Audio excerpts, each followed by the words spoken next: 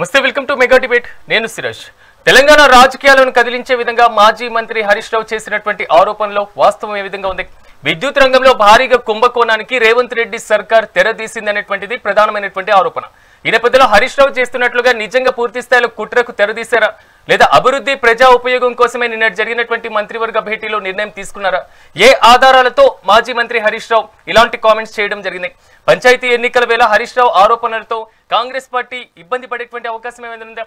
మొత్తం మీద నిన్న జరిగినటువంటి కేబినెట్ సమావేశానికి సంబంధించి కేవలం కేబినెట్ సమావేశం కీలకమైనటువంటి నిర్ణయాలు తీసుకోవడం కోసం మాత్రం కాదు, కేవలం కమిషన్ల కోసం మాత్రమే సమావేశం. అదేవిధంగా ఎన్టీపీసీకి సంబంధించినటువంటి అంశాలు, రాష్ట్రంలో విద్యుత్ రంగానికి సంబంధించినటువంటి పురోగతి, గత 10 ఏళ్లలో వారి హయాంలో నిర్మించినటువంటి విద్యుత్ సంస్థలు, అదేవిధంగా విద్యుత్ కొనుగోలు అంశం, ప్రస్తుతం కాంగ్రెస్ ప్రభుత్వం ఎన్టీపీసీ, రామగుండం, యాదాద్రికి సంబంధించినటువంటి అంశాలు, ఇలాంటి అన్నిటి కూడా ప్రధానంగా కీలకంగా తీసుకున్నటువంటి నేపథ్యంలో చేసినటువంటి ఆరోపణలలో వాస్తవం ఎంత? కాంగ్రెస్ పార్టీ దీన్ని ఏ విధంగా ఖండించేటువంటి అవకాశం కనిపిస్తుంది? వచ్చేటువంటి పంచాయతీ ఎన్నికలు, స్థానిక సంస్థల ఎన్నికల మీద ఈ ఆరోపణల మీద ఏమైనా ప్రభావం పడేటువంటి అవకాశం ఏమైనా ఉందా? ఇదే అంశానికి సంబంధించి మనం మెగా డిబేట్ ని ప్రారంభిద్దాం. నాతో పాటు ప్యానెల్లో పార్టిసిపేట్ చేస్తున్నారు సుమిత్రానంద్ గారు, బీఆర్ఎస్ పార్టీ నాయకురాలు, అదేవిధంగా బోడిగ శోభ గారు, బీజేపీ పార్టీ నాయకురాలు, అదేవిధంగా పద్మాకర్ రెడ్డి గారు, Congress party DCC working president, అదేవిధంగా హేమలత గారు, రాజకీయ విశ్లేషకులు. అందరికీ నమస్కారం అండి. పూర్తి స్థాయిలో మాత్రం హరీష్ రావు గారు చేసినటువంటి కామెంట్స్ కొంతవరకు కీలకంగా మారినటువంటి నేపథ్యంలో విద్యుత్ రంగంలో ఒక భారీ కుంభకోణం తెలంగాణ రాష్ట్రంలో జరిగిందా? ఇదే ఇప్పుడు పెద్ద చిక్కుముడిగా ఒక ప్రశ్నగా మారుతుంది. కాంగ్రెస్ పార్టీ ఎలాంటి సమాధానం చెప్పినా కానీ పూర్తి స్థాయిలో ఏ విధంగా ముందుకు వెళ్ళేటువంటి ఆలోచన ఉందనేటువంటి విషయం మాత్రం ఇక్కడ కీలకంగా మారుతున్నటువంటి ఇష్యూ. సో సుమిత్రానంద్ గారు మీతో నేను ప్రారంభిస్తాను. ఎలా చూడొచ్చు అంటారు? మరి ముఖ్యంగా చేసినటువంటి కామెంట్స్ లో అత్యంత కీలకమైనటువంటి కామెంట్స్, గతంలో కాంగ్రెస్ పార్టీ ఇదే విజయాన్ని అంటే పూర్తి స్థాయిలో ఎన్టీపీసీని వ్యతిరేకించడం జరిగింది. ప్రజెంట్ దాన్ని పూర్తి స్థాయిలో కొనుగోలు అనేటువంటి అంశం ఎందుకు పక్కన పెట్టాల్సినటువంటి అవసరం ఎందుకు వచ్చింది? విభజన చట్టం అనేటువంటి అంశాలు కూడా ప్రధానంగా ప్రస్తావించారు కాబట్టి ఎంతవరకు వాస్తవం ఉందనుకోవాలి? నమస్తే అండి సిరాజ్ గారు, ప్యానెల్లో ఉన్నటువంటి కో ప్యానలిస్టులకి, మెగా 9 ప్రేక్షకులకు అందరికీ జై తెలంగాణ, గుడ్ ఈవినింగ్. ఇవాళ రాష్ట్రంలో పరిస్థితులు చూస్తూ ఉంటే సాధారణంగా మంత్రివర్గ సమావేశాలు జరిగితే ప్రజలు ఎదురు చూస్తారు, ఎలాంటి నిర్ణయాలు వస్తాయి, ఏ వర్గాలకు మేలు జరగనున్నది, ఎవరికి మేలు చేసే విధంగా మంత్రివర్గం నిర్ణయాలు తీసుకున్నది అని. అటు ఉద్యోగులు, విద్యార్థులు, రైతులు, మహిళలు, సమస్త ప్రజానికం మంత్రివర్గంలో ఎలాంటి చర్చ జరిగింది, రాష్ట్రానికి ఏం ప్రయోజనాలు కలగబోతున్నాయి, ఏ కొత్త స్కీములను ప్రారంభించబోతున్నారు, లేదా కొనసాగిస్తున్నటువంటి స్కీమ్లలో ఏమైనా మార్పులు చేర్పులు చేస్తున్నారు అనేటువంటి ఆలోచన చేస్తారు, కానీ ఎదురు చూస్తారు అందుకోసం. ఇప్పుడు జరుగుతున్నటువంటి మంత్రివర్గ సమావేశాలు, ఈ కాంగ్రెస్ ప్రభుత్వంలో జరుగుతున్నటువంటి మంత్రివర్గ సమావేశాలను చూస్తూ ఉంటే, ఒక మంత్రివర్గ సమావేశం ఏమో మంత్రుల మధ్య వివాదాలను, పంచాయతీలను పరిష్కారం చేసుకునేటువంటి ఒక వేదికగా ఆ మంత్రివర్గ సమావేశం ఉపయోగపడుతుంది. మరో మంత్రివర్గ సమావేశాన్ని కనుక చూస్తే వాటాల పంపకం గురించినటువంటి చర్చలు జరుగుతున్నట్టు స్పష్టం అవుతుంది. ఇట్లా మంత్రివర్గ సమావేశాలు ఉంటున్నాయి. నిన్న జరిగినటువంటి మంత్రివర్గ సమావేశంలో మరి ఏం జరిగింది అనేది మా నాయకులు హరీష్ రావు గారు, మాజీ మంత్రివర్యులు స్పష్టంగా ఇవాళ ప్రెస్ మీట్ లో చెప్పడం జరిగింది. మరి ఇదివరకు రేవంత్ రెడ్డి గారు అసెంబ్లీ సాక్షిగా 5 రూపాయలకే విద్యుత్ దొరుకుతుంది అని చెప్పేసి ఇవాళ 10 రూపాయల కంటే కూడా ఎక్కువ కాస్ట్ కి వస్తున్నటువంటి విద్యుత్ పట్ల, అట్లాంటి విద్యుత్ ప్లాంట్ల ఏర్పాటు కోసం ఆయన చేస్తున్నటువంటి ఈ ప్రయత్నం, అది కూడా ఇప్పట్లో పూర్తయ్యేది కాదు. అనేక అప్పులు చేసి కానీ పూర్తి కాని పరిస్థితి. అటువంటి దాని వైపు చూపుతున్నారు. గతంలో అసెంబ్లీలో చెప్పినటువంటి ఈ పాలసీ విధానం కానీ, కరెంటుకు సంబంధించి తర్వాత వాళ్ళు గతంలో మాట్లాడినటువంటి మాటలు కానీ ఎందుకు వాళ్ళే పక్కన పెట్టిండ్రు? వాళ్ళు గ్రీన్ కరెంట్ అన్నారు, క్లీన్ అండ్ గ్రీన్ లో భాగంగా మరి ఈ నో థర్మల్ విద్యుత్ అని చెప్పేసి చెప్పడం జరిగింది. అనేక మాటలు మంత్రి గారు కోమటిరెడ్డి గారు కూడా చెప్పడం జరిగింది గతంలో. అట్లాంటివన్నీ కూడా వీళ్ళు ఇవాళ గ్రీన్ పాలసీ క్లీన్ గా పక్కన పెట్టి ఈ కమిషన్లు దండుకునే 1000 కోట్లతో థర్మల్ విద్యుత్ కేంద్రం ప్లాన్ ఏర్పాటు చేస్తున్నది ఎందుకు? మరి 31 నాటికి 20,000 మెగావాట్ల రెన్యూవబుల్ ఇంధన ప్లాంట్ నిర్మిస్తామని ఇటీవలనే స్పష్టంగా చెప్పిర్రు వాళ్ళు. క్లీన్ అండ్ గ్రీన్ ఇంధన పాలసీలో పేర్కొన్నారు, చెప్పిండ్రు. ఇవన్నీ పక్కన పెట్టి వాళ్ళ వేల కోట్లు ఖర్చు అయ్యేటువంటి ప్రాజెక్టుల ప్లాంట్ల నిర్మాణం ఎందుకు చేపట్టబోతున్నట్టు, ఎవరి కమిషన్ల కోసం ఈ ప్లాంట్ల నిర్మాణం జరుగుతా ఉంది, ఎందుకు రాష్ట్రాన్ని 24 గంటల కరెంట్ ఇచ్చి రాష్ట్రాన్ని మరి రెప్పపాటు కరెంటు పోనటువంటి స్థితిని కేసీఆర్ గారు తీసుకొస్తే ఇప్పుడు ఎంత కరెంటు కోతలు ఉన్నాయి, పరిస్థితి ఎట్లా ఉన్నది రాష్ట్ర వ్యాప్తంగా. ఏ రాష్ట్రంలోనైనా రైతుకు 24 గంటల ఉచిత విద్యుత్ ఇచ్చి ఉన్నారా? మరి ఇక్కడ తెలంగాణలో అంత చక్కటి కార్యక్రమం నడిపారు కదా, నిర్వహించారు కదా కేసీఆర్ గారు. అయినప్పటికీ మరి గతాన్నంతా పక్కన పెట్టి ఇవాళ రాష్ట్ర ప్రభుత్వం రేవంత్ రెడ్డి సర్కారు ఈ కమిషన్ల పర్వానికి తెరదీసినటువంటి సందర్భాన్ని స్పష్టంగా ఒక్కటి కాదు ఈ పరంపరను చెప్పుతూ పోతే వీళ్ళ యొక్క పరంపరను, కమిషన్ల దందాలను ఎన్ని ప్రెస్ మీట్లు పెట్టినా చాలేయండి. అతి పెద్ద భూకుంభకోణం. మీరు మాట్లాడుతున్నారు ఎవరో మధ్యలో, దయచేసి అతి పెద్ద పద్మాకర్ గారు దయచేసి నమస్తే దయచేసి ప్యానల్లో ఉన్నటువంటి మెంబర్స్ అందరు కూడా ఒక్కసారి మ్యూట్ చేయండి. ఒకరి తర్వాత ఒకరిని నేను తీసుకునేటువంటి ప్రయత్నం చేస్తాను. ఎస్ పద్మాకర్ గారు మీరు క్యామ్ ఆన్ చేసుకోండి సార్. ఎస్ సుమిత్రానంద్ గారు కంటిన్యూ చేయండి. అయితే మరి వాళ్ళ ఇన్ని వేల కోట్ల కుంభకోణాలు, నిన్న భారీ కుంభకోణం, దేశంలోని అతిపెద్ద భారీ కుంభకోణంగా భూ స్కామ్ ని ఇది కాంగ్రెస్ కాదండి, చాలా మంది ఇప్పటికే అంటూ ఉంటారు, కాదేసేసి స్కామ్గ్రెస్ అని చెప్పేసి పిలుస్తుంటారు. అటువంటి స్కామ్గ్రెస్ ఇవాళ కేవలం కమిషన్లు దండుకోవడానికే ఈ ప్రభుత్వం పనిచేస్తున్న తీరు. బీఆర్ఎస్ హయాంలో స్కీమ్లు దేశం ఇటు తిరిగి చూసే విధంగా, దేశం నేర్చుకునే విధంగా, దేశం అవలంబించే విధంగా ఇక్కడ స్కీమ్లు ఉంటాయి కేసీఆర్ గారి పాలనలో. అది రైతు బంధు అయితేనేంది, ఉచిత విద్యుత్ అయితేనేంది, అనేక ఒక్కటి కాదు అనేక స్కీమ్లతో తెలంగాణ ప్రజానీకాన్ని, తెలంగాణ రాష్ట్రాన్ని, ఒక కొత్త రాష్ట్రాన్ని కేంద్రం సహకరించకున్నా, కేంద్రంలో ఉన్నటువంటి బీజేపీ ప్రభుత్వం సహకరించకున్నా మరి ఇక్కడ బీఆర్ఎస్ గా మేము చేసి చూపించినాం.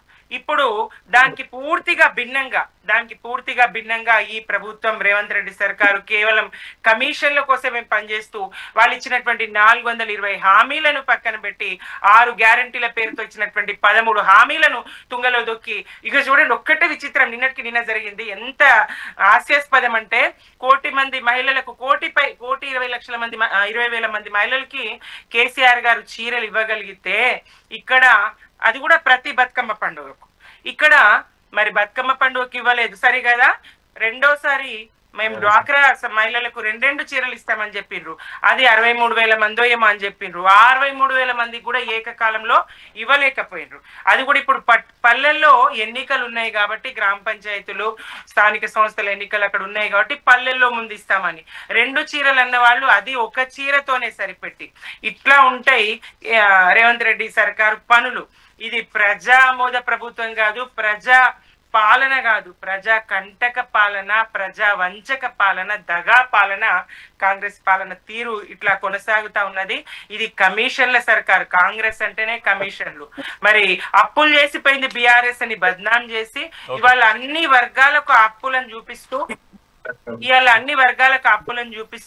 అప్పులు అని చెప్పేసి ఖాళీ కుండాలు ఉన్నాయని చెప్పేసి మరి వాళ్ళు మాత్రం అప్పుల కోసం తెగబడుతూ 5 రూపాయల లోపల వచ్చేటువంటి విద్యుత్తును పక్కన పెట్టి ఇవాళ 10 రూపాయలకు పైగా పడేటువంటి విద్యుత్తు తయారు చేస్తామని చెప్తూ అన్ని కుంభకోణాలేనండి, అన్ని కమిషన్ల పర్వమే.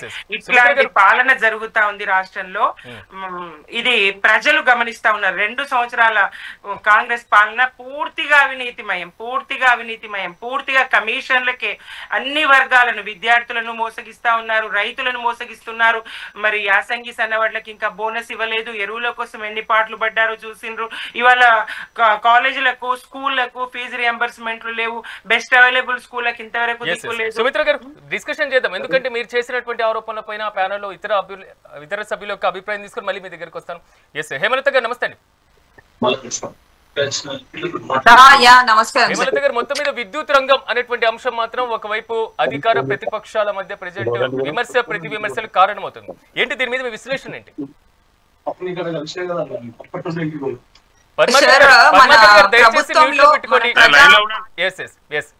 హేమలత గారు కంటిన్యూ చేయండి. మన ప్రభుత్వ పాలన ఏదైతే ఉందో తెలంగాణ ప్రభుత్వం పాలనలో కరెంట్ ఒకటే కాదు కదండి సమస్య. ప్రజలకు రావాల్సిన ఆర్థిక, విద్య, ఉద్యోగ, వ్యవసాయ ఏదైతే కనీస వనరులు ఉన్నాయో, ఎన్ని హామీలు ఇచ్చారో ప్రతి హామీని కూడా పక్కన పెట్టేసి ప్రాజెక్టుల పైకి వెళ్తున్నారు, మెగావాట్ల పైకి వెళ్తున్నారు. దాని కోసం వాళ్ళే కష్టపడి వాళ్ళే క్యాబినెట్ల హోదాలో ఉన్న వాళ్ళందరూ కూడా దండిగా దండుకుంటూ వెళ్తున్నారు తప్ప ఎలాంటి ప్రభుత్వ ఉద్యోగులకు జీత భత్యాలు ఇవ్వడం కావచ్చు, గ్రామ పంచాయతీల్లో కావాల్సిన వనరులు కావచ్చు, దేని మీద దృష్టి లేకుండా, సోయి లేకుండా పోయిన ప్రభుత్వం ఏం చేసింది, ఈ ప్రభుత్వం ఏం చేసింది అని వాళ్ళ మధ్యలో వాళ్ళ విమర్శలు తెచ్చుకుంటూ బూతుల పురాణాలు చదువుతున్నారే తప్ప ఉద్యోగ వ్యవస్థ ఎలా వెళ్ళిపోతుంది, విద్యా వ్యవస్థ ఎలా వెళ్ళిపోతుంది, ఇవి ప్రతి ఒక్కదాన్ని కూడా ఎవరు కూడా ఆలోచన చేయట్లేదండి. మన పాలన ఉన్నప్పుడు ఎంత చక్కగా ఉండాలి. గ్రామ స్థాయిలో మనం వెళ్ళి చూస్తే ఇప్పుడు చీరల మ్యాటర్ ఒకటి తీసుకొచ్చిండ్రు. గ్రామ పంచాయతీ ఎన్నికల్లో చీరలు కట్టుకొని రండి అంటున్నారు. ఉండడానికి వాళ్ళకి ఇల్లులే లేవు. మీరు ఇచ్చిన చీరలు కట్టుకొని వచ్చి మళ్ళీ మీకు ఓట్లు వేయాలా అని కూడా జనాలు విమర్శలు చేస్తున్నారు. మనం చాలా వీడియోస్ కూడా చూస్తున్నాం. కాబట్టి నేను అనేది ఏంటంటే, ఒక రాజకీయ వ్యక్తి జనాల కోసం మంచి చేయడానికి వచ్చినప్పుడు పాలనలో సమస్యలు, సద్దుమణుగులు సామరస్యంగా పరిష్కరణ చేసుకునే ధైర్యం ఉంటేనే ఇక్కడికి వచ్చి నిలబడి అది చేయాలి. ఒకరి మీద ఒకరు చెప్పుకుంటా వెళ్ళి మన ప్రజలని చాలా దోపిడీ చేస్తున్నారండి. కంప్లీట్ దోపిడీ పాలన అయితే జరుగుతుంది. ఆ అన్ని వేల మెగావాట్లు తీసుకురావడం కరెక్టా కాదా అంటే తీసుకురావాలి, కానీ దానికి కూడా ఒక సమయం అంటూ ఉంటుంది. ఒక్కొక్క సమయంలో ఒక్కొక్కటి చేస్తూ వెళ్ళాలి. అప్పుడే అప్పుభారం అంటారు, అప్పుడే ఇంత మిగిలింది అంటారు, వాళ్ళు దోపిడీ చేశారంటారు. ఎక్కడ కూడా ఒక క్లారిటీ అనేది లేదు. ఒకటే కమ్యూనిటీ మీద వాళ్ళు తీసుకెళ్తారు.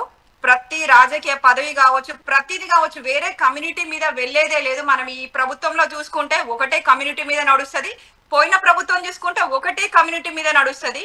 తెలంగాణ రాష్ట్రంలో వేరే ప్రజలు లేరా అండి? వేరే కమ్యూనిటీస్ లేవా?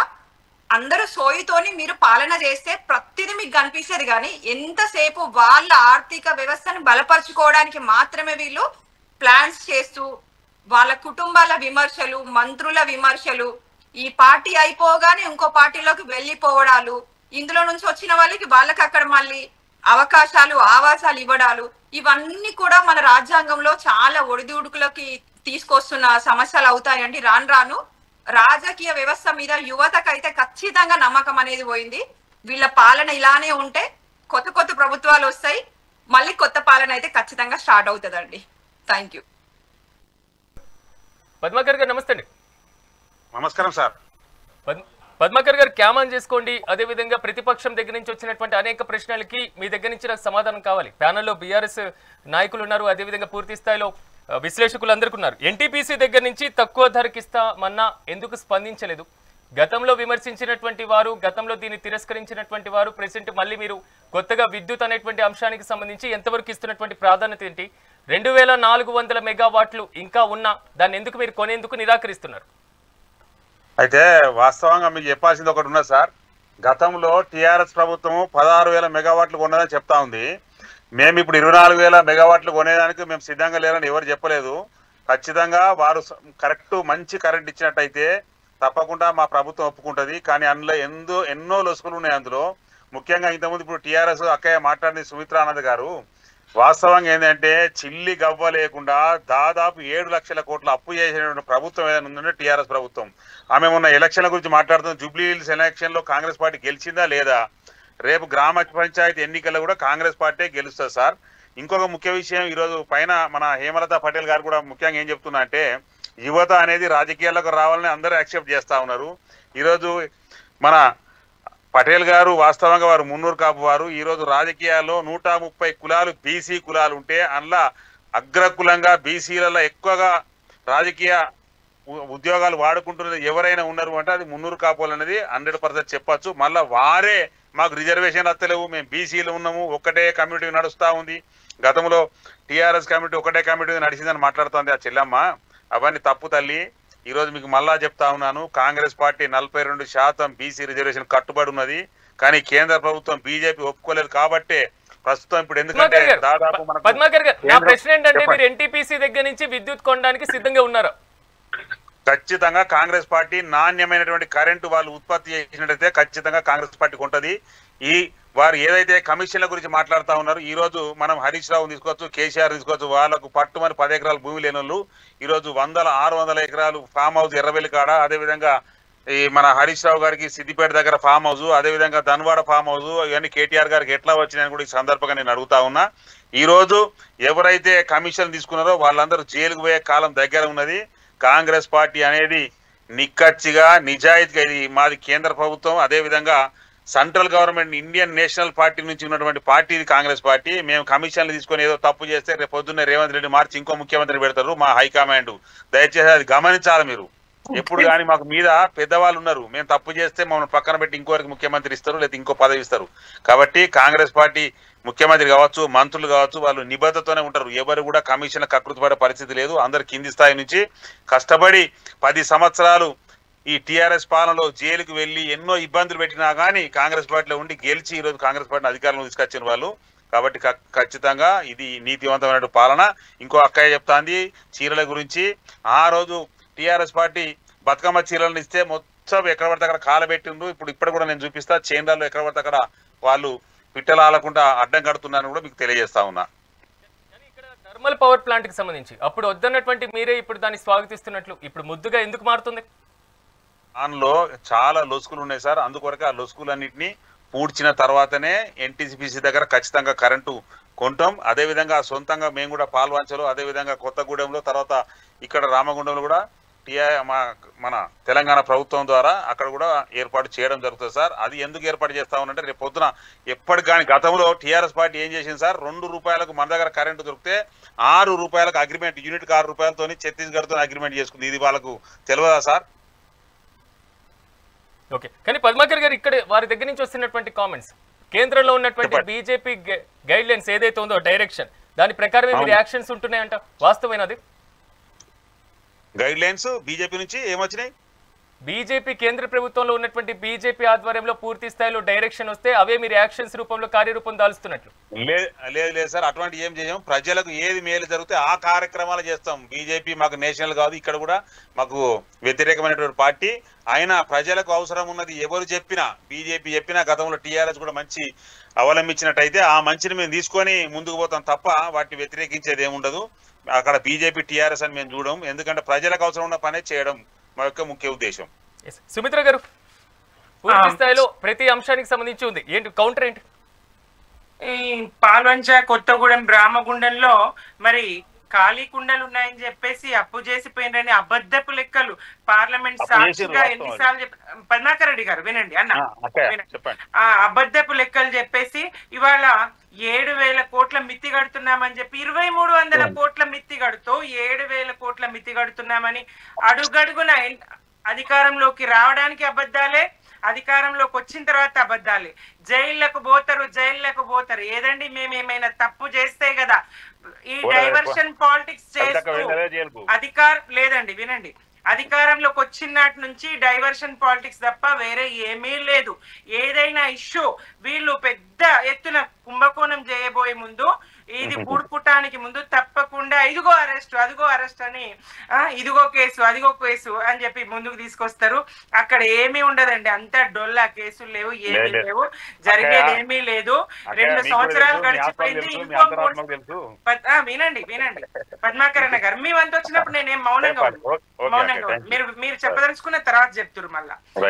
ఈ రకంగా సరే ఏమీ లేదని అటు రిటైర్డ్ అయిన ఉద్యోగులు ఏడుస్తున్నారు, చస్తూ ఉన్నారు. ఇటు స్కూళ్ళల్లో పిల్లలకి ఇక మేము రానివ్వము, మీరు ఇచ్చేటువంటి బెస్ట్ అవైలబుల్ ఇవి ఇవ్వట్లేదు అని. అటు రైతులకు యాసంగి బోనస్ ఎగవేసిండ్రు. ఒక్క వర్గాన్ని కాదు నిరుద్యోగులను 2 లక్షల ఉద్యోగాలు సంవత్సరంలోగా ఇస్తామని 2 సంవత్సరాలైనా మరి 1,00,000 ఉద్యోగాలు కూడా దిక్కులేదు. ఇట్లా అన్ని వర్గాలను మోసగిస్తూ ప్రజల్ని డైవర్షన్ లో ముంచడానికి ఈ రకంగా బీఆర్ఎస్ మీద నెపం నెడుతూ నిందలు వేస్తూ కాలం గడపడమే తప్ప వాళ్ళు పబ్బంగా, రేవంత్ రెడ్డి గారు గతంలోనే చెప్పిన కొత్తగా కాదు, మేము మోసగిస్తూనే ఉంటాం, ప్రజలు మోసపోవడానికి ఇష్టపడుతూనే ఉంటారు అని. ఆ రకంగానే తెలిసి ప్రజలకి ఇవాళ మేము గెలిచినామంటే ఎట్లా గెలిచిండ్రు జూబ్లీ హిల్స్, ఎంత బెదిరింపులు. ఒక్క ముఖ్యమంత్రి స్థాయి వ్యక్తి రేషన్ కార్డులు పోతాయి, సన్న బియ్యం పోతది అని బెదిరిస్తారండి? సామాన్య ప్రజలు, అక్కడ ఎక్కడ నుంచో వలస వచ్చినటువంటి సామాన్య ప్రజలు, పేదలు నిజం అనుకొని నమ్ముతారు కదా, భయపడతారు కదా. సాక్షాత్తు ముఖ్యమంత్రి గారే భయపెట్టే పరిస్థితులు ఇవాళ రాష్ట్రంలో ఉంటే ఇదే చీరలు కట్టుకొని ఓటేయడానికి రమ్మంటారు. ఇది ఎక్కడ విడ్డూరం? మీటింగ్ కి రాకపోతే మరి బాగుండదని చెప్పి సీతక్క గారు మాట్లాడతారు. ఇది ఎక్కడ విడ్డూరం? ఇవాళ కరెంటు విషయం ఒక్క కుంభకోణం కాదు కదా, మా తెలంగాణ భవన్ లో ఈ ప్రెస్ మీట్లు పెట్టడానికి దొరకట్లేదండి సమయం.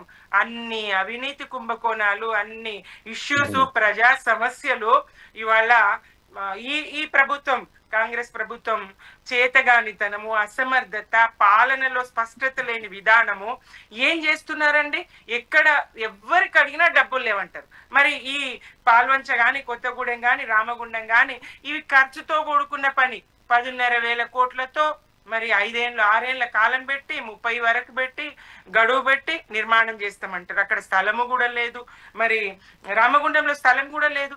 ఆ స్థలము కొనుగోలు, నిర్వహణ, వీళ్ళు ఇచ్చినటువంటి అంచనా ఆ సమయం వరకు ఎంత మించుతుంది? మరి ఇక్కడ ఎలాంటి ఖర్చు లేకుండా మేము 5 రూపాయలకే 5 రూపాయల లోపే ఇస్తామన్నటువంటి ఎన్టీపీసీ కరెంట్ ఎందుకు తీసుకోరు?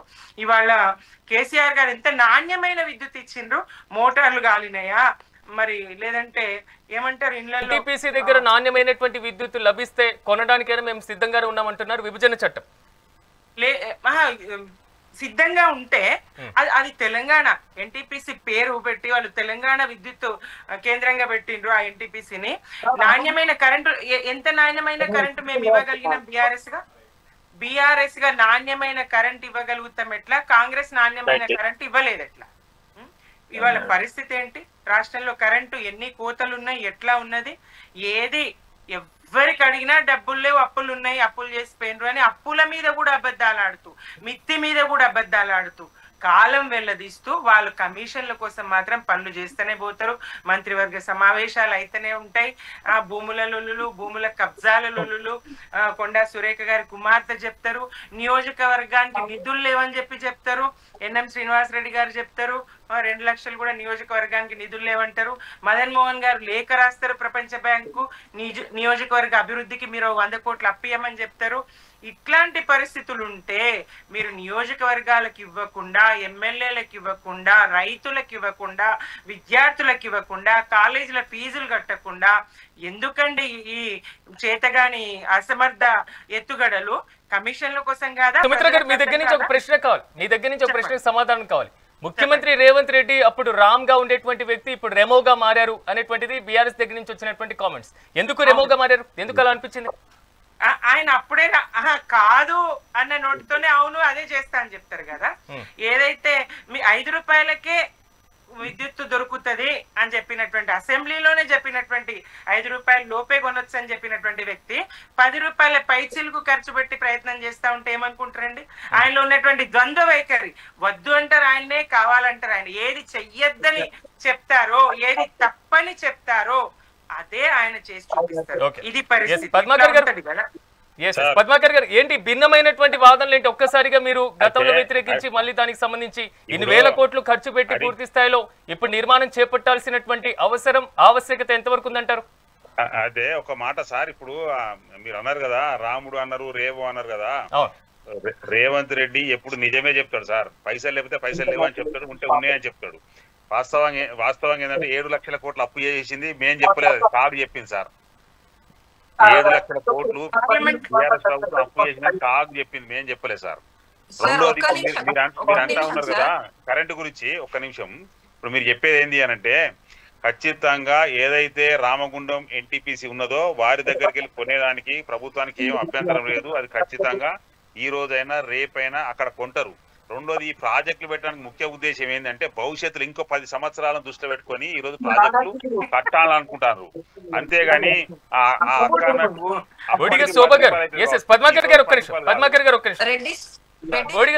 వాయిస్ వినిపిస్తుందా? చెప్పండి అక్కయ్య. ఒక్క నిమిషం మీరు మ్యూట్ లో పెట్టుకోండి సార్, డిస్టర్బెన్స్ వస్తుంది. మళ్ళీ మీ దగ్గరకు వస్తాను. Yeah sir, my request sir, ఇక్కడ ఏంటంటే ఇందాక మన పద్మాకర్ రెడ్డి అన్న అంటున్నారు బీసీలు చాలా మంది ఉన్నారు, మీ ప్రభుత్వంలో ఎంతమంది బీసీలకి పదవులు ఇచ్చారు, ఎంతమంది కేబినెట్ లో ఉన్నారు, ఒకసారి మీరు క్లియర్ అది చేసుకోండి. మా మున్నూరు కాపులు 1 or 2, 3, 4 మెంబర్స్ తప్ప ఎక్కువ లేరండి. మా మున్నూరు కాపులే మొత్తం తీసుకొని వెళ్తున్నారని చెప్పారు కదా, మా మున్నూరు కాపుల్ని ఖచ్చితంగా మొత్తం తొక్కేశారండి. ఈ విధంగా తొక్కేశారండి. మున్నూరు కాపులు అంటే ఇది ఈక్వల్ టు రెడ్డిస్, వాళ్ళు మాలో ఒక భాగం.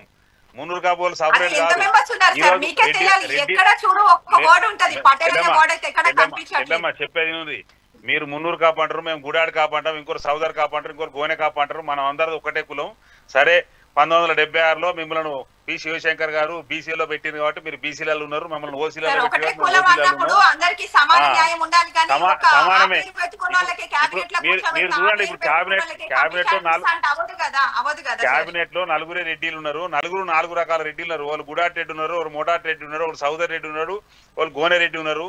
ఇట్లా చెప్పుకుంటా పోతా అంటే వాళ్ళు కూడా 4 రకాల రెడ్డి ఎంతమంది ఉన్నారు సార్? కార్పొరేషన్లు కూడా ఇవ్వరు. ఒక బీసీ కార్పొరేషన్ కానీ ప్రతి కార్పొరేషన్ లో ఎవరున్నారు? మీరు అసలు ఖచ్చితంగా మహేష్ గౌడ్ గారికి టీపీసీ అధ్యక్షులు ఇచ్చినాం, మహేష్ గౌడ్ గారికి టీపీసీ అధ్యక్షులు ఇచ్చినాం. మీరు చూడండి, చాలా పదవులు ఇస్తా ఉన్నాం, గతంలో కూడా ఇచ్చినాం. సార్ ఇప్పుడు మీరు ప్రభుత్వంలోకి వచ్చిన 2 సంవత్సరాలు ఉద్యోగులు విలవిలలాడుతున్నారు సార్. వాళ్ళకి ఇవ్వాల్సిన జీతభత్యాలు ఎక్కడ ఇస్తున్నారు సార్ చెప్పండి? జీతభత్యాలు ప్రతి నెల 1వ తారీఖు తీసుకొచ్చేది కాంగ్రెస్ ప్రభుత్వం. కంప్లీట్ గా ఇవ్వట్లేదు. కాంగ్రెస్ గవర్నమెంట్ 1వ తారీఖు ఇస్తుంది. కాంగ్రెస్ గవర్నమెంట్ ఫస్ట్ తారీఖు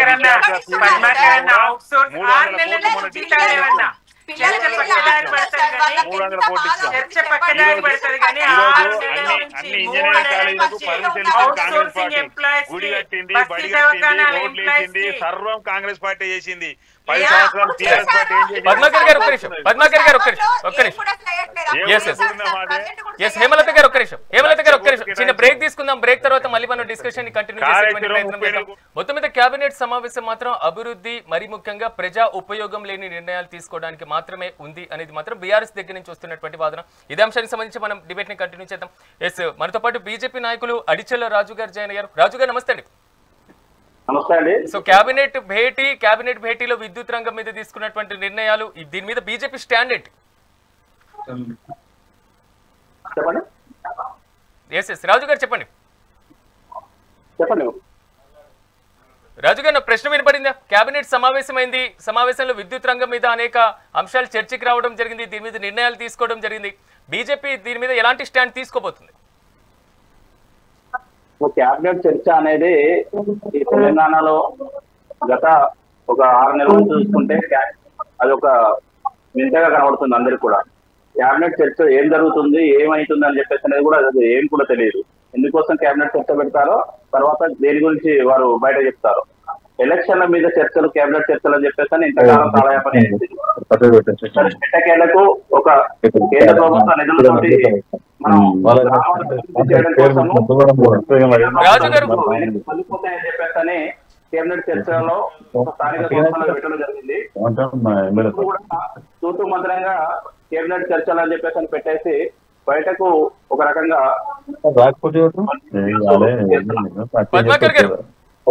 సార్ చెప్పండి. పద్మాకర్ గారు కొంచెం మ్యూట్ చేయండి సార్. ఒకసారి బీజేపీ వర్షన్ తీసుకొని మళ్ళీ వస్తాను మీ దగ్గర. ఎస్ రాజు గారు కంటిన్యూ చేయండి.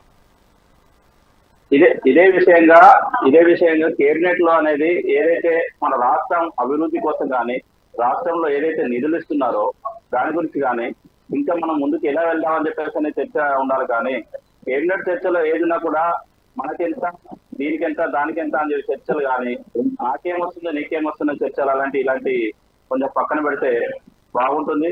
రాష్ట్ర ప్రభుత్వము ప్రజల అభివృద్ధి కోసం, గ్రామాల అభివృద్ధి కోసం ఇప్పుడు స్థానిక సంస్థల ఎలక్షన్ల పైన ఏం చేస్తుందో, ఎలా చేస్తుందో అని చెప్పేసి పైన ఉండాలి. ఈ కేబినెట్ చర్చలు అనేది ఏదో తూతూ మంత్రంగా ఉండకుండా కొంచెం పటిష్టమైన నిర్ణయం తీసుకొని రాష్ట్రాన్ని అభివృద్ధి దిశలో నడపాలని చెప్పేసి కాంగ్రెస్ ప్రభుత్వానికి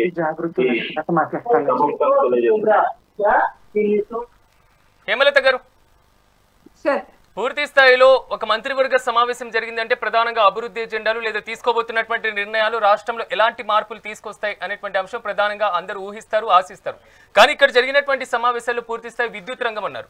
ఇప్పుడున్నటువంటి సిచ్యువేషన్ లో బీఆర్ఎస్ పార్టీ చెప్తున్నట్లుగా విద్యుత్ ప్రాజెక్టుల నిర్మాణం ఎంతవరకు అత్యవసరం అంటారు? విద్యుత్ రంగము ఖచ్చితంగా అత్యవసరమే సార్, కానీ దాంతో పాటు అన్ని బ్యాలెన్స్ చేస్తే బాగుంటుంది సార్. మీరు వింటలేరు, ప్రశ్న వింటలేరు హేమలత గారు, ప్రశ్న వింటలేరు. ప్రశ్న క్లియర్ గా విని సమాధానం చెప్పండి. ఇప్పుడు ఉన్నటువంటి సిచ్యువేషన్ లో విద్యుత్ ప్రాజెక్టుల నిర్మాణం ఎంత అవసరం అంటారు? ఇప్పుడైతే అవసరం అంటే నాకైతే అవసరం అయితే ఎక్కడ కనిపించట్లేదు సార్. విద్యుత్ కంటే ముఖ్యమైనది చాలా వనరుల వెసులుబాటు మనకు జరగాల్సింది ఉంది సార్. అదంతా వదిలేసి కరెంట్ పైన పడుతున్నారు కాబట్టి అదైతే అసలు సరైన పద్ధతి కాదని చెప్తాను నేనైతే. మీరు చెప్పిన ఇతర అంశాలు కాంగ్రెస్ పార్టీ ఎక్కడ లోపమైందంటారు మీ ఉద్దేశంలో? అసలు కాంగ్రెస్ పార్టీ పాలన ఎక్కడ కనిపించిందండి? మెయిన్ గా ఉద్యోగులని వేధించి బాధిస్తున్నారు. వాళ్ళు నెల రోజుల వరకు కష్టపడి ఒక జీతం కోసం వెయిట్ చేస్తూ జీత భత్యాలు, ట్రావెల్ ఛార్జెస్ కూడా వాళ్ళకి ఇస్తలేరు సార్. మీరు కావాలంటే ఎవరిని అడిగినా కూడా ఉద్యోగస్తులు చెప్తారు. ప్రతి ఒక్క ఉద్యోగస్తునికి కావలసిన వెసులుబాట్లు ఇస్తేనే ఉద్యోగం చక్కగా చేయబడుతుంది, పాలన కూడా సరిగ్గా జరుగుతుంది, వాళ్ళ ఇంట్లో ఫ్యామిలీస్ ని కూడా చూసుకోగలుగుతారు. జీత భత్యాలు అనేది ఫస్ట్ చెల్లించమని చెప్పండి. జీత భత్యాలు ఆపడానికి వీల్లేదు అసలు. ఏ కేబినెట్ మీటింగ్ పెట్టనియండి, ఏదైనా పెట్టనియండి, కానీ నెంబర్ ఆఫ్ జీత భత్యాలు పెండింగ్ లో ఉన్నాయి. ఒక్కొక్కరికి 3 lakhs 4 lakhs అట్లా రావాలి. వాళ్ళ పిల్లల్ని ఎట్లా చదివిస్తారు చెప్పండి? ఈ అంశాలను పట్టుకురావాలి. కానీ కరెంటు ఏం చేస్తారు? కరెంటుని తింటారా? కరెంటుతోనే మొత్తం జీవనం నడుస్తుందా సార్? నడవదు కదా. ప్రతి అంశాన్ని కూడా చర్చించాలి. ప్రతి అంశం మీద కూడా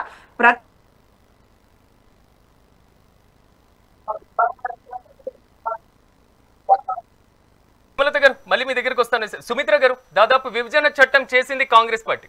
విభజన చట్టం చేసిన తర్వాత దానికి సంబంధించి ఎన్టీపీసీ దగ్గర నుంచి విద్యుత్ని తీసుకోవచ్చు అనేది చాలా స్పష్టంగా ఉంది. దాంట్లో ఎందుకు తీసుకోకపోవడానికి రీజన్స్ ఏంటంటారు? ఎందుకంటే ఇప్పటికే తీసుకోవట్లేదని విమర్శలు ఎలాగో వస్తున్నాయి. ఏమైనా కారణాలు ఉన్నాయంటారా? చాలా తక్కువ, స్వల్ప ధరకి ఎన్టీపీసీ ఇవ్వడానికి సిద్ధంగా ఉన్నా మరి ఎన్టీపీసీని కాదని బయట కొత్త ప్రాజెక్టుల ఈ నిర్మాణం 1000 కోట్లతో ఈ నిర్మాణం చేపడతానని, ఎట్లయితే ఫ్యూచర్ సిటీని కడతానని, ఇంకోటి మూసి ప్రక్షాళన చేస్తానని చెప్పేసి అప్పులని చెప్తూనే ఇవి చేస్తూ ఎన్టీపీసీ దగ్గర తీసుకోవట్లేదంటే కమిషన్లు రావు. అటు రిటైర్డ్ ఎంప్లాయీస్ కి ఇవ్వడానికి కమిషన్లు రావు. వాళ్ళ ఆవేదన వర్ణనాతీతం. కమిషన్లు రాని ఏ పని కూడా ఈ ప్రభుత్వం చేయదు. రేవంత్ రెడ్డి గారు వాళ్ళకి ఏం సమాధానం చెప్తారు అంటే, ఒక అవుట్ సోర్సింగ్ ఎంప్లాయీకి కానీ, ఒక రిటైర్ అయిన ఎంప్లాయీకి కానీ, లేదా హాస్టల్లో చదివినటువంటి విద్యార్థికి కానీ, లేదా రైతుకు కానీ వాళ్ళకి ఇవ్వాల్సినటువంటివి, న్యాయంగా దక్కాల్సినటువంటివి, వాళ్ళు దాచుకున్నటువంటివి ఇవ్వకపోవడానికి కారణాలు ఏం చెప్తాడంటే, నన్ను కోసుక తిన్నా, నా దగ్గర రూపాయి లేదని చెప్తాడు. 1000 కోట్లతో నిర్మాణాలు చేస్తా అంటాడు. ఉట్టికి ఎగరలేను కానీ స్వర్గం తీసుకొచ్చి మీ ముందర పెడతా అని చెప్తాడు రేవంత్ రెడ్డి. అందుకే రామూరేమో కేటీఆర్ గారు అనేది, అందుకే రామూరేమో ఇద్దరు ఉన్నారని. ఇద్దరు కాదు, ఒకరే ఉన్నారు. అబద్ధాల కోరు మాత్రమే ఉన్నారు, ప్రజలను వంచేవాడు మాత్రమే ఉన్నాడు, నమ్మించేవాడు మాత్రమే ఉన్నాడు.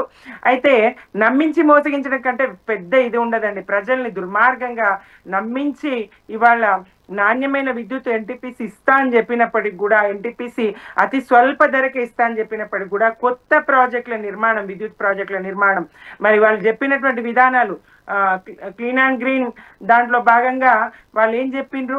ఎలాంటి నో థర్మల్ విద్యుత్ అన్నారు. మళ్ళీ థర్మల్ విద్యుత్ ప్రాజెక్టుల నిర్మాణం అంటారు. ఎవరి కోసం? అదాని కోసం కాదా? మరి బడేబాయ్ సూచనల మేరకు కాదా ఈ నిర్మాణాలు ఎట్లా జరుగుతున్నాయి? బడేబాయ్ ఆదేశిస్తాడు, చోటేబాయ్ ఇక్కడ శిరసావ ఇస్తారు, ఆచరిస్తారు. బడేబాయ్ ఆదేశిస్తారు, చోటేబాయ్ రేవంత్ రెడ్డి గారు ఆచరిస్తారు. మరి అక్కడ రాహుల్ గాంధీ గారు ఎటో పోతారు. రాహుల్ గాంధీ గారి ఇష్టాల ప్రకారం ఇక్కడ పాలన జరగదు. రాహుల్ గాంధీ గారు చెప్పే పాలన ఇక్కడ జరగదు. ఆయన ఏం చెప్తారో దానికి భిన్నమైన పాలన ఇక్కడ జరుగుతుంది. ఈ విషయం ఆ మహాత్ముడు తెలుసుకోరు. ఇక్కడ 42% రిజర్వేషన్ అమలు అయిపోయిందని చెప్తాడు. మిగతా రాష్ట్రాలకు వెళ్ళినప్పుడు బీసీలకు 42% రిజర్వేషన్ తెలంగాణలో అమలు అయిపోయిందని చెప్తాడు. ఈ ముఖ్యమంత్రిని, ఈ ప్రభుత్వాన్ని అభినందిస్తాడు. ఆయన ఏ లోకంలో ఉన్నాడో ఆయనకే అర్థం కాదు. ఢిల్లీలో వీళ్ళు దీక్ష చేస్తారు దానికోసం, ఆ దీక్ష కనీసం రారు, పార్లమెంట్ లో కనీసం ఆ అంశాన్ని లేవనెత్తారు. ఇవాళ ఎంత శాతం ఉన్న రిజర్వేషన్ ఎంత శాతంకు కుదించే విధంగా 24% ఉన్నటువంటి ఆ రిజర్వేషన్లను 23-24% ఉన్నటువంటి రిజర్వేషన్లు 17% తీసుకొచ్చి ఇవాళ బీసీలకు మరింత అన్యాయం చేసే విధంగా, ఒక్క రంగాన్ని కాదు కదా వీళ్ళు భ్రష్టు పట్టించని రంగం లేదు. 2 సంవత్సరాలలో దోపిడీ ఏ రంగాల్లో దోపిడీకి అనువైంది, ఏ రంగం కమిషన్లకు అనువైంది అన్ని ఎంచుకొని వెతుక్కొని ఆ రంగాల్లో పనిచేసి దోపిడీకి కమిషన్లకు తెగబడ్డ ప్రభుత్వం కాంగ్రెస్ ప్రభుత్వం అండి. అట్లాంటి పాలన నడుస్తా ఉంది. ప్రజలు అర్థం చేసుకోవాలి, మేధావులు అర్థం చేసుకోవాలి, భవిష్యత్ తరాలకు నష్టం కలగబోతా ఉంది. 10 సంవత్సరాలు కేసీఆర్ గారు ప్రగతి పథాన నిలిపి రెప్పపాటు కరెంటు పోనటువంటి పాలన నడిపించి 24 గంటలు ఏ రాష్ట్రంలో లేని విధంగా పవరాలు లేకుండా ఫ్యాక్టరీలకు కానీ రైతులకు కానీ కరెంట్ ఇచ్చినటువంటి స్థితి మనం చూడలేమా? ఇవాళ ఈ కొత్త ప్రాజెక్టులతోని నిర్మాణంతోని అప్పులను ఎవరి మీద నెడతారు? మేము బీఆర్ఎస్ గా అప్పు చేసినామని చెప్పేసి ఇవాళ ఎంత అప్పు చేసిండ్రు? ఈ 2 సంవత్సరాలు కూడా పూర్తి కాకముందే 2.5 లక్షల కోట్ల అప్పు తీసుకొచ్చి అబద్ధపు లెక్కలు చెప్తారు. నెలకు 7,000 కోట్ల మితి కడుతున్నామని చెప్తారు. మరి అది 23 కోట్లే అని చెప్పేసి కాగు లెక్క తేల్చింది కదా. 23,000 కోట్లు మాత్రమే వీళ్ళు కడతా ఉన్నారు, 2,300 కోట్లు మాత్రమే కడతా ఉన్నారు. 7,000 కోట్లు కడుతున్నామని అబద్ధం చెప్తారు. అడుగడుగున నోరు తెరిస్తే అబద్ధం అండి. కాంగ్రెస్ ఎక్కడికి పోయినా కేవలం అబద్ధాలను నమ్ముకునే అధికారంలోకి వచ్చిండ్రు, అబద్ధాలను నమ్ముకునే పాలన చేస్తా ఉన్నారు. ఈ అసమర్థ పాలన పట్ల ప్రజలు విసిగి వేసారి ఉన్నారండి. భయభ్రాంతులకు గురి చేసి ఓట్లేయించుకుంటే అది గొప్ప కాదు, అది గొప్ప కాదు. ఒక చోట గెలిచి అదే ఆ గెలుపే అధికార పార్టీ, దాంట్లో విశేషం ఏం లేదు, వింతేం లేదు. ఆ గెలుపు రాష్ట్ర వ్యాప్తంగా శాశ్వతం అనుకోవడం సరికాదండి. ముందున్నది ముసళ్ళ పండగ, ప్రజలందరూ అర్థం చేసుకుంటారు. తప్పకుండా బీఆర్ఎస్ ప్రజల్లోకి వెళ్ళి ప్రజలకు అర్థం చేస్తుంది ఏ రంగాల్ని ఎట్లా భ్రష్టు పట్టిస్తా ఉన్నారు, ఏ రంగాల్ని ఎట్లా దోపిడీ చేస్తా ఉన్నారు. విద్యుత్ రంగము, భూ కుంభకోణము ఒక్కటి కాదు, ఇవన్నీ తప్పకుండా ప్రజలకు తెలియజేస్తామండి. ప్రజల పక్షాన బీఆర్ఎస్ నిలబడుతుంది. సాధించుకున్న తెలంగాణను తెరలుగానియకుండా మేము కాపాడుకుంటామండి. పద్మాకర్ గారు ఇది బడే భాయ్ చోటే భాయ్ ఏంటి? వాస్తవమైన ఇది ఎంతవరకు అంటారు? ఎందుకంటే మీరు అదానిని విమర్శిస్తున్నటువంటి పరిస్థితి కేంద్ర స్థాయిలో ఉంది. రాష్ట్రంలో విద్యుత్ ప్రాజెక్టులకు సంబంధించి ప్రాధాన్యత ఇవ్వబోతున్నారు అంటున్నారు. వాస్తవంగా అక్కయ్య చెప్పింది ఆ శుద్ధ తప్పు. ఎందుకంటే బడే బాయ్ చోటే బాయ్ అని ఏం లేదు. ఎందుకంటే సెంటర్లో కేంద్ర ప్రభుత్వం ఉంటుంది కాబట్టి, ఇక్కడ రాష్ట్ర ప్రభుత్వం ఉంటుంది కాబట్టి అనుసంధానంతో పనిచేయాల్సిన అవసరం ఉంటుంది. అంతేగాని ప్రాజెక్టులు ఆదానికి అప్పచెప్పడమో లేకపోతే అంబానికి అప్పచెప్పడమో అటువంటిది ఏం జరగదు. వాళ్ళు అనేటువంటి మాట అనేది శుద్ధ తప్పు. ఖచ్చితంగా ప్రజలకు, తెలంగాణ ప్రజలకు ఏది అవసరం ఉంటే అదే రేవంత్ రెడ్డి గారు చేస్తారు. ఇంతకుముందు అక్కయ్య చెప్పినట్టు ఇంకా కార్ అనేది ఎప్పుడో షెడ్డుకు పోయింది. వారు ఎక్కడ మాట్లాడినా కానీ చెమటోని ముందర చెంకుదినట్టు అయితే తప్ప కాంగ్రెస్ ప్రభుత్వం అనేది మళ్ళా రాబోయే 5 ఏళ్ళు కూడా మేమే గెలుస్తాం, మేమే అధికారంలోకి వస్తాం. ఈ ప్రజలకు మీ అంత దోపిడీ దౌర్జన్యాలు ఎవరు చేయలేదు. కేసీఆర్ గారి ఫామ్ హౌస్ 70 ఎకరాల ఫామ్ హౌస్ 700 ఎకరాల ఫామ్ హౌస్ అంటారా? నేను చూపిస్తా, నోటికి అద్దు ఉండదా? అబద్ధాలకు అద్దు ఉండదండి. 700 ఎకరాల ఫామ్ హౌస్ అని నిరూపించగలుగుతారా? నేను చూడలేదా? వ్యవసాయ క్షేత్రము, ఆయన నివాస గృహము, ప్యాలెస్ కాదని ఆనంద్ భవన్ జూబ్లీస్ ఉన్నటువంటి ఆనంద్ భవన్ లో కూడా నేను కేసీఆర్ ఇంటికి పోయినా. వాళ్ళ ఇంట్లో ఏది ఎక్కడ ఉండదు నాకు తెలుసమ్మా. మీకు రేవంత్ రెడ్డికి ఏముందో తెలుసుకోవచ్చు, మాకు కూడా తెలుసు. మేము రాజకీయాల్లో ఇప్పటి కాదు 30 ఏళ్ళ నుంచి ఉంటాను. వాస్తవంగా చెప్తా ఉన్నా, తెలంగాణ ఉద్యమం పేరుతోనే మీరు అధికారంలో రావడం జరిగింది. మీరు తెలంగాణ మొత్తం భ్రష్టు పట్టించారు. ఎక్కడ ఏం లేకుండా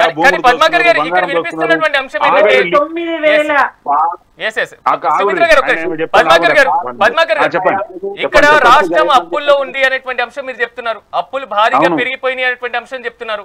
హామీల అమలు కోసం భారీగా ఖర్చు పెట్టాలంటున్నారు. కానీ ఇప్పుడు విద్యుత్ అనేటువంటి అంశం చౌకగా లభిస్తున్నటువంటి దాన్ని పక్కన పెట్టేసి కొత్త ప్రాజెక్టుల నిర్మాణంతో ప్రభుత్వం మీద భారం పడుతుందా పడదా? మీరు ఒక మాట చెప్తే వినండి సార్. అది కరెంటు అనేది నిత్యావసరం. గతంలో ఏమైంది అంటే మనం కరెంటు నిర్లక్ష్యం చేసినట్టయితే రేపు రాబోయే తరాలకు ప్రతి ఒక్కటి కరెంటు మీద ఆధారపడి ఉంటుంది. ఈ రోజు ఎంత అవసరం ఉన్నదో ఈ రోజు ఎన్టీపీ సప్లై చేస్తుంది కావచ్చు, లేకపోతే మనకు అవసరం ఉన్నదో సప్లై చేస్తుంది కావచ్చు. ఇంకొక 4 సంవత్సరాలకు 3 సంవత్సరాలు కావాలంటే అప్పటికప్పుడు కరెంట్ అనేది రెడీమేడ్ గా తయారు చేసే పరిస్థితి ఉండదు. కాబట్టి దాన్ని దృష్టిలో పెట్టుకునే ఈ రోజు ఇక్కడ 3 ప్లాంట్లు నెలకొల్పడం జరుగుతూ ఉంది. ఎప్పుడు కానీ పరిపాలన అనేది 10 సంవత్సరాల ముందు చూపుతో కాంగ్రెస్ పార్టీ పనిచేస్తుంది, విజన్ తో పనిచేస్తుంది. వారు ఆ విజన్ గురించి సార్ వినండి, ఈ రోజే 1000 కోట్లు అక్కడ పెట్టి కట్టినట్టు మాట్లాడుతా ఉన్నారు. అది తప్పు. దానికి ఎంత ఖర్చు పెట్టాలా ఏంది అనేది భవిష్యత్తులో మొత్తం లెక్కతో సహా మీ ముందరకు తీసుకొచ్చి చెప్తాం. అక్కడ ఒక్క రూపాయి కూడా ఫ్రాడ్ జరగదు. కాంగ్రెస్ పార్టీ అనేది 42% ఇవ్వడానికి అంత విజన్ తో పనిచేస్తే 42% బీసీలకు ఇవ్వడానికి కోసం ప్రభుత్వం గద్దెకెక్కిన తర్వాతనే ఏదైతే 42% బీసీలకు అమలు చేస్తామని చెప్పేసి అన్నారో అవును తప్పకుండా చెప్తాను. 2 సంవత్సరాల క్రితమే అయింది. 2 సంవత్సరాల క్రితం నుంచి దాన్ని అవును అది కాదు రాజుభాయ్ ఆ ఫైల్ ఎక్కడ ఉన్నది? గవర్నర్ దగ్గర ఉన్నది, మీ కేంద్ర ప్రభుత్వం ఉన్నది. బీజేపీ వాళ్ళు ఈనాడు రాజుగారు ఒక మాట, రాజన్న నేను చెప్పేది రాజన్న, నువ్వు చెప్పేదాన్ని నేను సమాధానం చెప్తా. ఈ రోజు ఒక మాట వినండి రాజన్న ఒక మాట వినండి రాజన్న. 42% గురించి నేను చెప్తా, నేను 42% గురించి చెప్తా, 42% గురించి నేను చెప్తా. అసెంబ్లీలో తీర్మానం చేసినాం, అసెంబ్లీలో గెజిట్ రిలీజ్ చేసినాం, గవర్నర్ దగ్గర ఫైల్ పంపించడం, సెంట్రల్ గవర్నమెంట్ ఫైల్ పంపించడం, మొత్తం బీజేపీ వాళ్ళు దాన్ని కుర్చీ కింద పెట్టుకొని ఈ రోజు 42% రాకపోవడానికి కారణమే బీజేపీ. 100%. రేపు భవిష్యత్తులో రాహుల్ గాంధీ ప్రధానమంత్రి అయినంటే తప్పకుండా 42% బీసీలకు రిజర్వేషన్ తీసుకొచ్చి వాళ్ళ చేతిలో పెడతాం. ఈ రోజు అధికారం మీ చేతిలో ఉంది కాబట్టి మీరు చేయట్లేదు. ఇక్కడ చేసినాం అక్క సుమిత్ర అక్క, వేరే విషయం ఒక్క నిమిషం ఆగుండ్రి. 42% గురించి అన్ని రకాల తీర్మానాలు చేసినామా చేయలేదా? బిల్లులు పెట్టినామా పెట్టలేదా? రామారావు చేసిండ్రు, చంద్రబాబు నాయుడు చేసిండ్రు, కేసీఆర్ గారు చేసిండ్రు, హైకోర్టుకు పోయినాము, సుప్రీం కోర్టుకు పోయినాము, బీఆర్ఎస్ గా మేము కూడా పోరాటం చేసినాము. మీ స్వప్నారెడ్డి, మీ కాంగ్రెస్ స్వప్నారెడ్డి అడ్డుకున్నారు. మీరు మాత్రమే కాదు చేసింది. కానీ పద్మాకర్ అన్న ఎలాంటి హామీ ఇవ్వకుండా బీఆర్ఎస్ చేసింది. హామీ ఇచ్చి 42% హామీ ఇచ్చి కాంగ్రెస్ మోసగించింది. కాంగ్రెస్ ఎప్పుడు మోసం చేయదు. కాంగ్రెస్ ఎప్పుడు ప్రజాపక్షం ఉంటుంది. 42% రాహుల్ గాంధీ ప్రధానమంత్రి దగ్గర తీసుకొచ్చి చెప్తాము, ఇస్తామని చెప్తాము.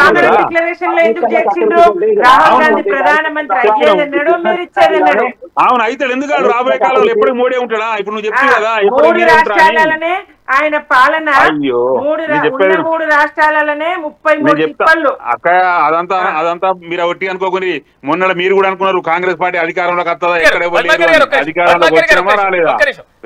చెప్తాను ఒక మాట, నరేంద్ర మోడీ అనే వ్యక్తి ఇంకెన్ని రోజులు పరిపాలిస్తాడు? 3 సార్లు చేసిండు, ఇంకోసారి చేతులో చేయడు. మేము రామా నెక్స్ట్ ఎవరు వస్తారు? ఎన్నిసార్లు మోడీకి ఎత్తారు? జనానికి కూడా విరక్తి ఉంటుంది కదా.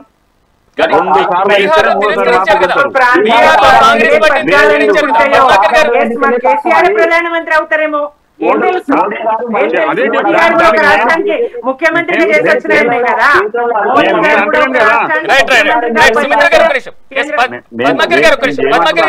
రాజకీయాలలో ఏది శాశ్వతం కాదు. విమర్శ కొద్దీ కేసీఆర్ ప్రధానమంత్రి కాకపోవచ్చు, కారు షెడ్డుకు వేయిందని చెప్తా ఉన్నాం.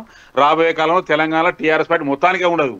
కేసీఆర్ గారే ప్రధానమంత్రి అవుతుండొచ్చు అని నేను చెప్తున్నా. ఉండొచ్చు, నువ్వు చెప్పచ్చు కానీ అక్కడ సిచ్యువేషన్ కనబడతలేదు కదా. రాహుల్ గాంధీ ఉన్నాడు, ఏది ప్రతిపక్షంగా ఇప్పుడు మోడీ గారు అవుతారని కలగన్నారు ఎవరైనా? రాహుల్ గాంధీకి ఇంత ఆలస్యం అవుతుందని ఎవరైనా అనుకున్నారా? రాహుల్ గాంధీ గారు మరి ఇంత ఆలస్యం మోడీ గారు 3 సార్లు ప్రధానమంత్రి. రాజు గారు చెప్పండి రాజు గారు చెప్పండి, ఏమంటారు ఓవరాల్ గా బీజేపీకి సంబంధించి? దేశము, మన భారతదేశము ప్రపంచంలో విశ్వగురువు నిలబెట్టడం కోసము చేస్తున్న ప్రయత్నాలు మనకు బీహార్ మొన్న రీసెంట్లీ మళ్ళీ చెప్పండి. రాజుగారు ఒక్క రిక్వెస్ట్, రాష్ట్రానికి బీజేపీ ఏం చేస్తుంది? మోడీ గారు ప్రధానమంత్రి అనేది వాయిస్ క్లియర్ లేదు. సాధారణ ఎన్నికల్లో సాధారణ ఎన్నికల్లో బీహార్ లో గెలిచిన దానికి పరంగా చూసుకుంటే దేశం మొత్తం మళ్ళీ బీజేపీ వైపు చూస్తుందని చెప్పేసి అనేది లేదే. మీ ఓటు బ్యాంక్ చూసుకోండి, మీ ఓటు బ్యాంక్ చూసుకోండి. మీకు ఎంత వచ్చింది? మీకంటే 2% తక్కువ వచ్చింది మాకాడ. మీకంటే ఓటు బ్యాంక్ మాకు ఎక్కువ వచ్చింది, అయినా మీకు సీట్లు ఎక్కువ వచ్చినాయి.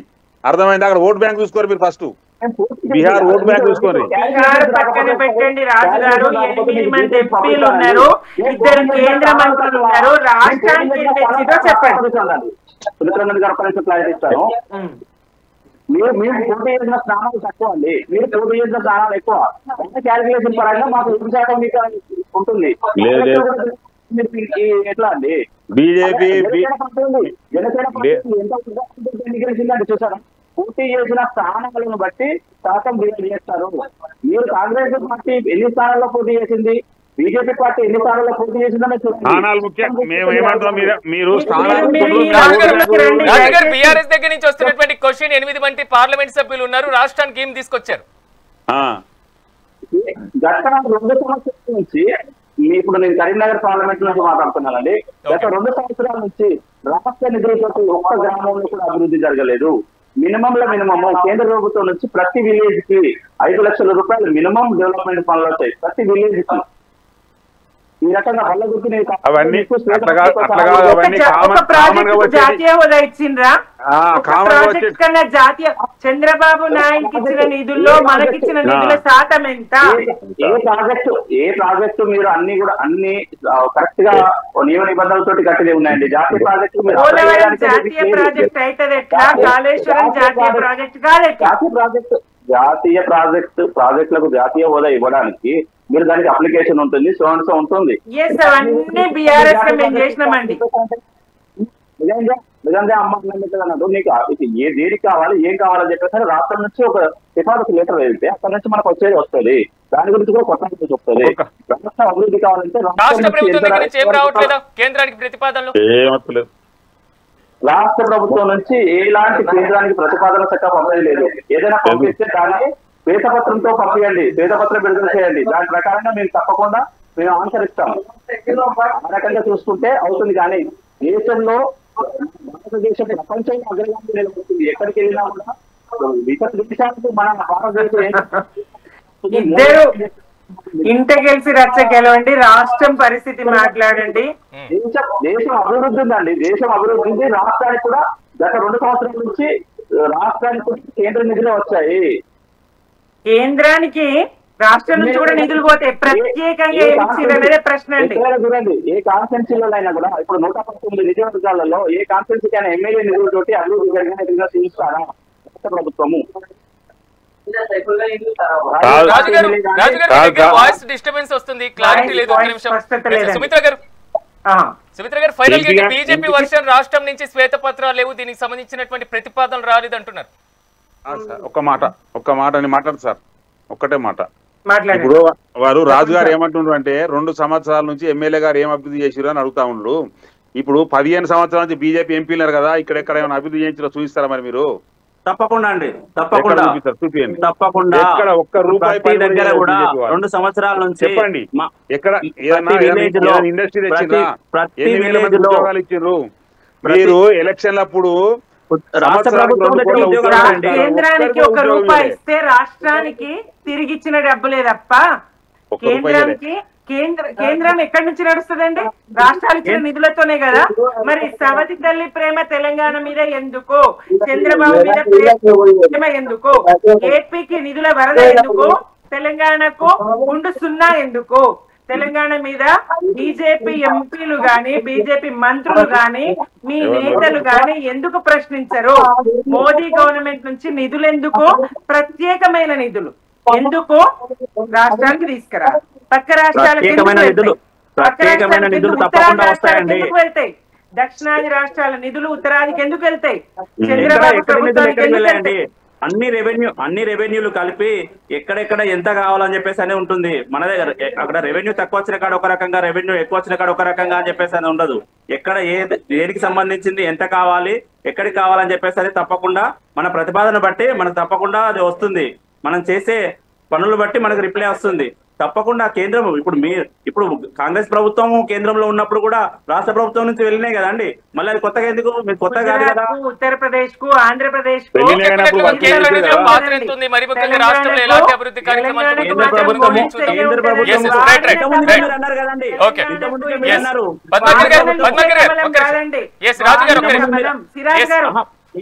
ఇంతకుముందు మీరు అంటే ఈ వర్షానికి వచ్చేసరికి మళ్ళీ రివర్స్ ఎందుకు మాట్లాడాలి? ఇంతకుముందు మీరు అన్నారు బడే బాయ్ చోటే బాయ్ అని చెప్పేసి మాట్లాడినప్పుడు దీనికి కూడా మీకు మంచి నిధులు ఇస్తున్నట్టే కదా రాజు గారు. అంటే ఒక దగ్గర చూద్దాం. రాజు గారు అన్నట్లుగా కేంద్రం ఇంకా రాష్ట్రం నుంచి ఏమైనా ప్రతిపాదనలు పోతే లేదా కొత్తగా ప్రత్యేకమైనటువంటి నిధులు కేటాయిస్తుందో లేదో మనం కూడా వేచి చూద్దాం. ఈ రోజు నాతో పాటు ప్యానెల్ లో పార్టిసిపేట్ చేసినటువంటి సుమిత్ర గారికి, అదేవిధంగా పద్మాకర్ గారికి, హేమలత గారికి, రాజు గారికి ప్రత్యేకంగా కృతజ్ఞతలు. మొత్తం మీద మాత్రం రాష్ట్ర ప్రభుత్వం విద్యుత్ రంగం మీద అత్యధికంగా ప్రాధాన్యత ఇవ్వాల్సినటువంటి సరైనటువంటి సమయమైన రాష్ట్రంలో ఉన్నటువంటి ఎన్టీపీసీ పరిస్థితి ఏ విధంగా ఉండబోతుంది, ఏ ఆధారాలతో మాజీ మంత్రి హరీష్ రావు చేస్తున్నటువంటి ఆరోపణలో వాస్తవం ఎంత, మరి ముఖ్యంగా పంచాయతీ ఎన్నికలను దృష్టిలో పెట్టుకుని మాత్రమే కాంగ్రెస్ పార్టీ కేబినెట్ సమావేశాలు నిర్వహించి ఇలాంటి కీలకమైనటువంటి నిర్ణయం తీసుకుంటుందా, ఇలాంటి అంశాలు ప్రతిపక్షాలు లేవనెత్తుతున్నటువంటి నేపథ్యంలో ఇవి క్షేత్రస్థాయిలోకి ఎలా వెళ్తాయి మనం కూడా వేచి చూద్దాం. ఇది వాటి మెగా డిబేట్. రేపటి డిబేట్ లో మళ్ళీ కలుద్దాం. చూస్తూనే ఉండండి మెగా 9 టీవీ.